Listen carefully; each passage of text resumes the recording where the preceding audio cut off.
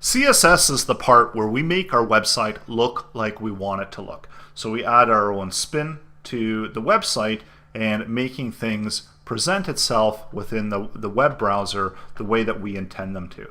And with styling, there's a few different options to add styling. So we saw that with our HTML elements, we're able to add in attributes. And we can do that by adding in IDs and a whole number of different attributes that are available within every element. So let's say we wanted to look at header and we wanted to add in styling into header, for instance. So we can see that we've got a div here, and we had it in styling over here, but we also have the option to do inline styling. And this commonly isn't done, but I'm just going to show you so that you're aware that there is an option to do this if it ever so arises that you want to do this.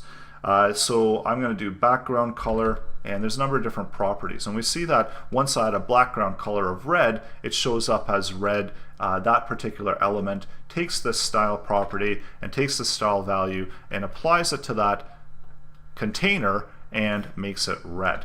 So this is something that is fairly powerful in the way that the content is being represented to the user.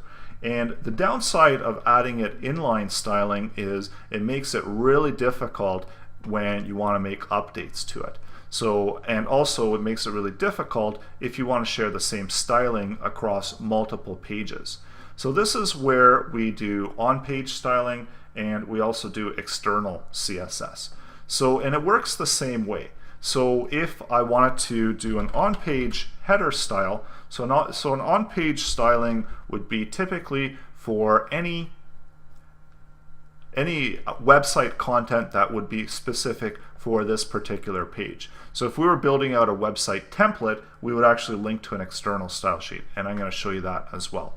So instead of linking to it over here, I can add it in here. I can say blue, and we see that right away that we get a blue background to that element.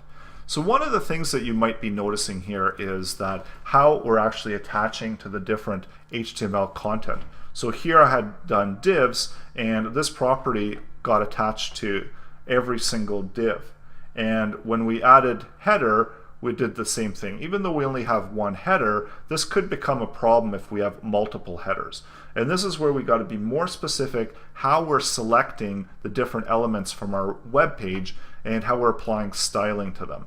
So we can also do things where we're nesting that content. So if I had, let's say in this section, I had a header as well, and I had a bunch of content in there, so I'm going to just duplicate this out, or somewhat duplicate it there, and so that this will give us a bunch of content there. So we see that now both header sections are blue, but we're only intending the first one to be blue. And what we're doing here is we're selecting it via the tag name, and we have different options here. We can select it via the tag name. We saw that we can select it via the ID, and those are for specific elements. So if we want to be really specific, we can give this one an ID. We have another option as well, and we can assign classes here.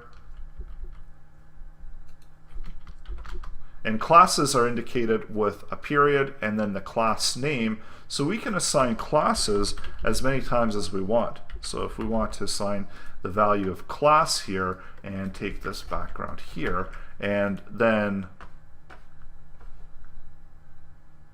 refresh it, we see that we only have the background value there. And the good thing about classes is we can use them on any different types of elements. So if I want this paragraph to be blue, or if I wanted a specific piece of content to be blue, so maybe this hyperlink even to be blue, if I want to specify that this little chunk of content is blue, I can add in the class to there and then add that content in there and so on. And this is where we start using spans, because this gives us the ability to break apart that content and apply styling to it. We can also be very specific by specifying the parent. So let's say we see that this particular header is within, if we had a parent that was wrapping around it, or let's say we have header and then below that is a nav.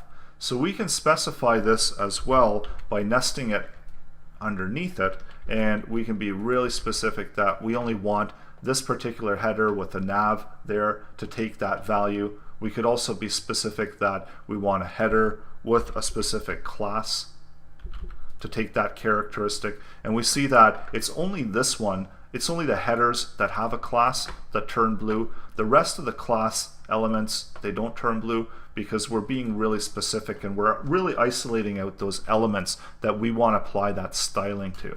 So this is part of the strategy when you're developing your HTML, to really think about how you can isolate out those elements, and all of those elements that you want to apply different styling to need to have a way to be able to pick those out. And of course, the easiest way is to assign IDs to all of them. So you could do that, but then that also leads to a lot of attributes within the elements and so on, and if you're ever changing them, so it can lead to some confusion. So usually the best way is to really kind of plan it out and figure out which ones the parents are and then which ones the ones underneath are, and if that's a unique way to identify it, then use that way. And really try to pick out the best way to identify the elements within your HTML page to apply your styling to. There is another way to bring styling onto your web page. So we showed you how we can identify it on page, inline, and lastly, and probably the best way to do this, is to actually link to an external file sheet. And the reason that this is the best way to do it is because this gives you the ability to reuse this style sheet over and over again. And all I mean by style sheet is that we're linking to a file, and the file is going to be style.css. So it's got the extension CSS, which would indicate that this is a style sheet. And then for setting up the link, we do that within the head area here, because this is not content that we're outputting for the user to digest.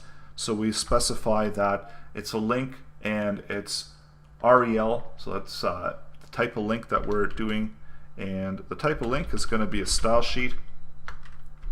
And then last, we need to href to the location of the style sheet. So the style sheet is located locally. You can also link out to online style sheets.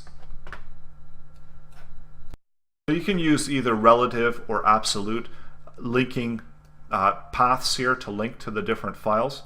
But this is just to show you that I'm linking over to the style.css, and now I have the ability, if I create multiple pages, so right now I've got index.html, but if I create about.html and so on, so it doesn't matter how many pages, they can all link to one style sheet. And for instance, if I wanted my background of my body to be particular color, so background color, so any page now linking to the style sheet is going to take the properties there and display the background color as beige. So anyone now that links to it is going to be able to take the properties there that are within this page, within this CSS file, and this really truly is the best and easiest way to work with style sheets, especially when you do updates. It really gives you the ability to open up just one file and make all of the updates to your entire website. So really powerful and best way to go about applying styling and creating out styling for your entire website.